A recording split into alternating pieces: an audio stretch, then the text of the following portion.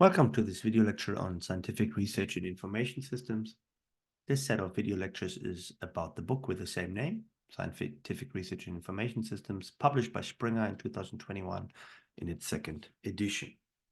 In this particular set of video lectures, we are covering the topic of mixed methods, principles, purposes, aims, designs.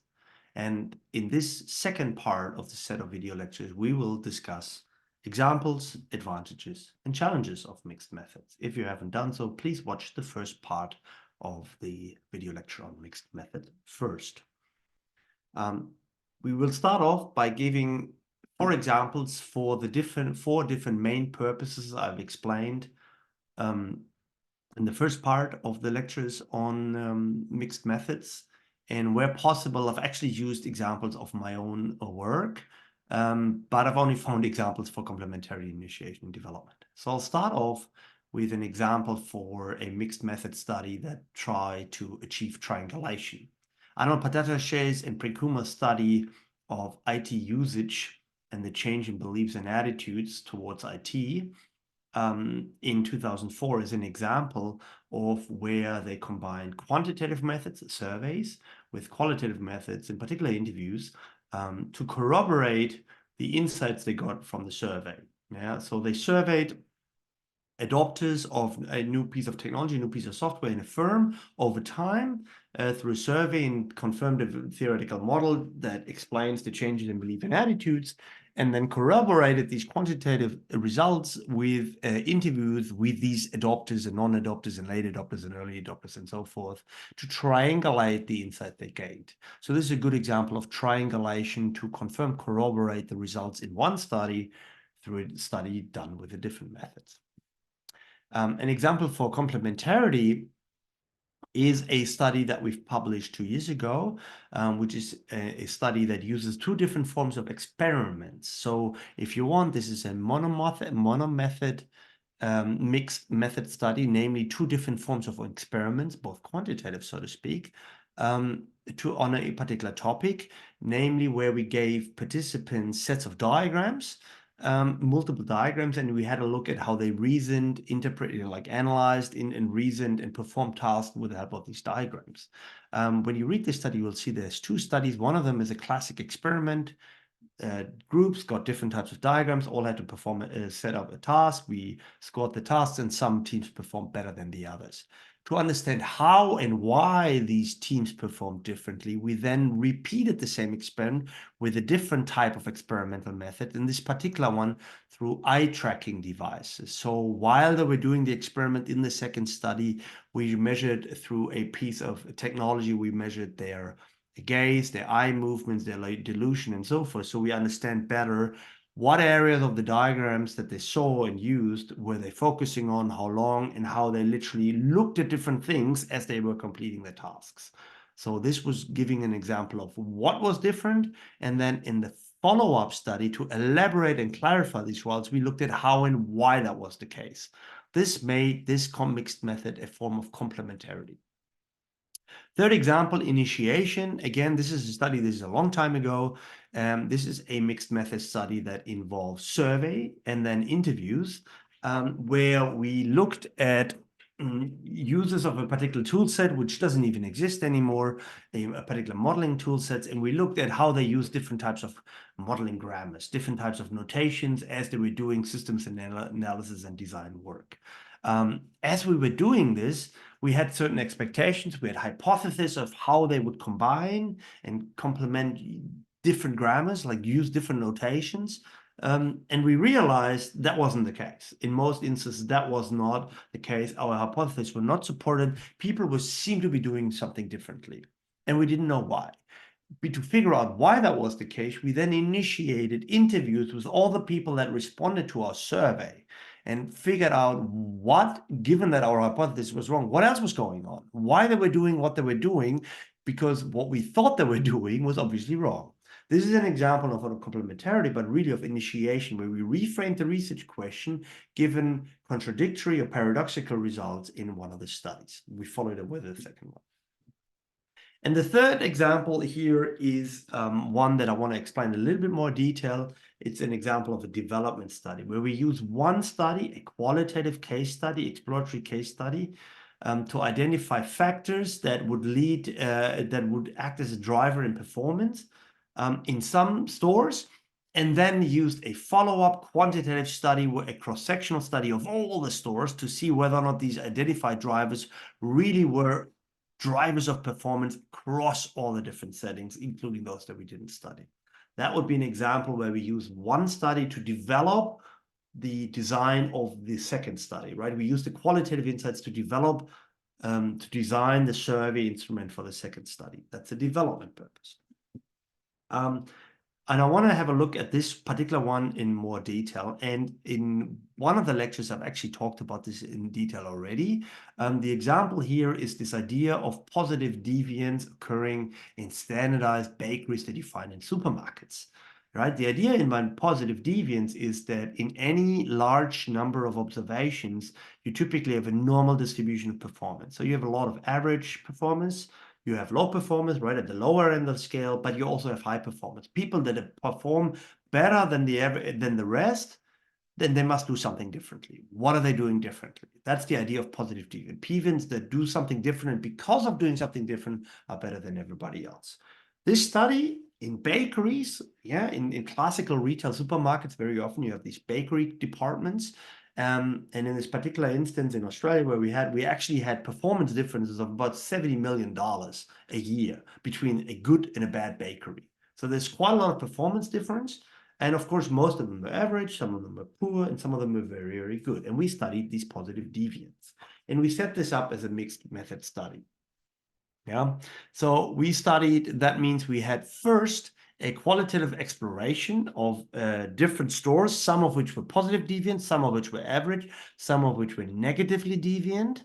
And whatever we found in these stores, we then converted into a quantifiable measurement development that we can then confirm through a multi-level cross-sectional study of all the stores. Now, we qualitatively studied 19 stores, but Australia's supermarket had about 900 and something stores, right? So to be able to see what we found in these 19 stores and to generalize that, we converted this into quantitative measurements to then run a cross-sectional study across all the stores. And you see the design that we used in the notation that I've introduced in the other lecture, Tasha Corey-Tedley, thing where we started with our research question 1 in a qualitative stores where we explored the drivers for performance, converted our insight into quantifiable measurements that then became the research questions for the quantitative studies, where we basically looked at whether the identified factors would drive performance in all the stores.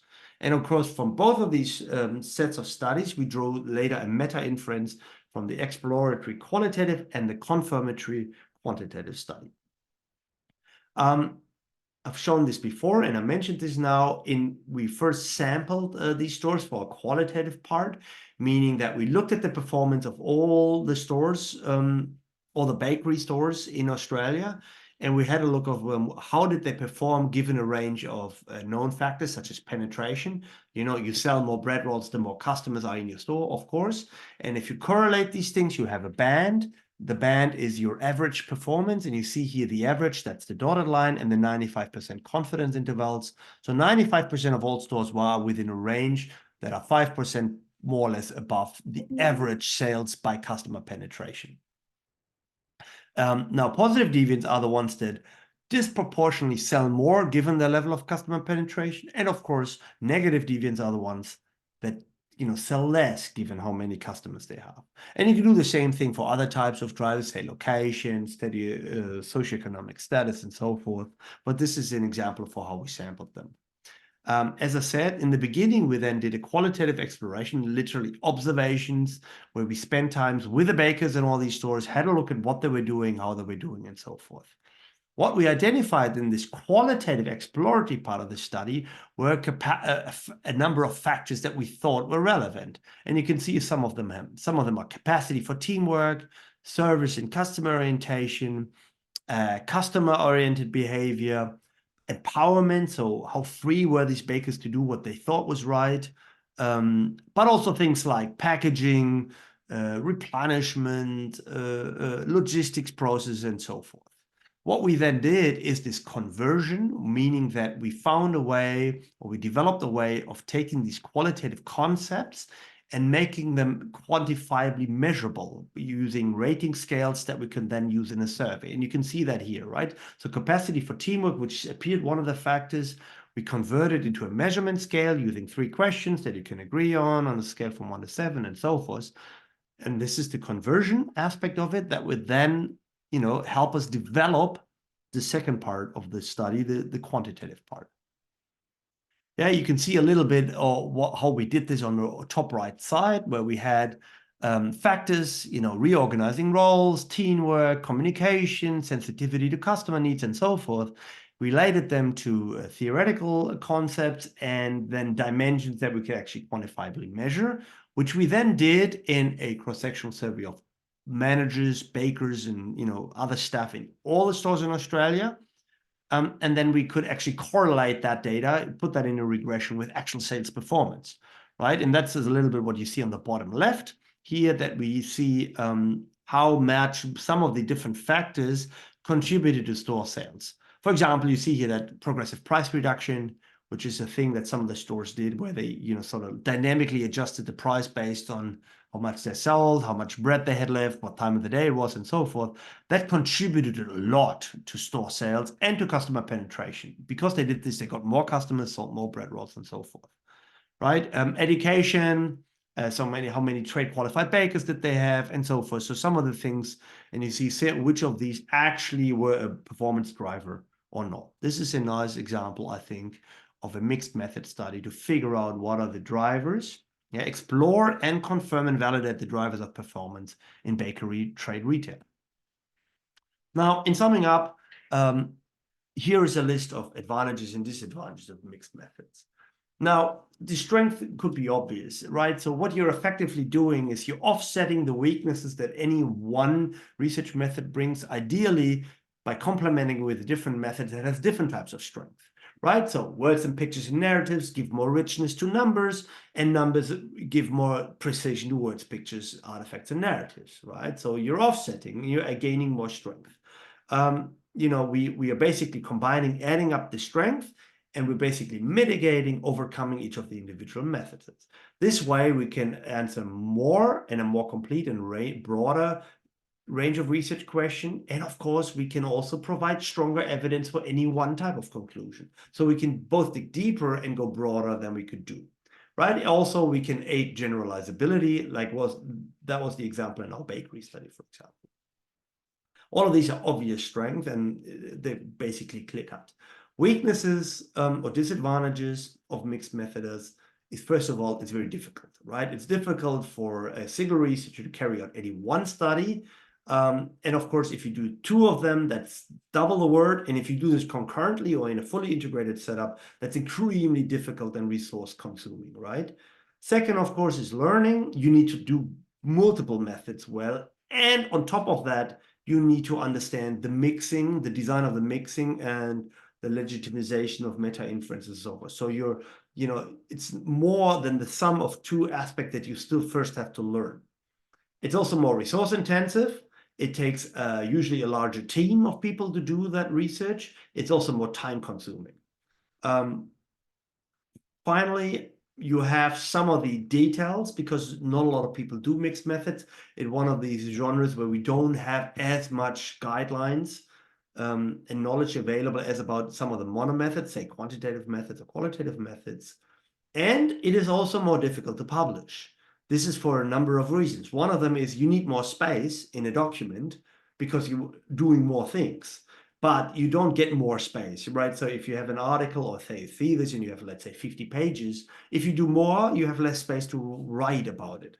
The second aspect that makes it more difficult to publish is that you also need reviewers that are not just expert in one methods, but in more than one methods, or ideally even in mixing of methods, right? So all of that makes mixed methods more difficult to publish, which is coupled with the added time and resource intensity and learning requirements is one of the key reasons that you actually see very few mixed method studies being done or published. in information systems. It's literally harder to do, even though it's probably better. And this brings us to the end of this part of video lectures on mixed methods in information systems research. Thank you for watching, and thank you for listening.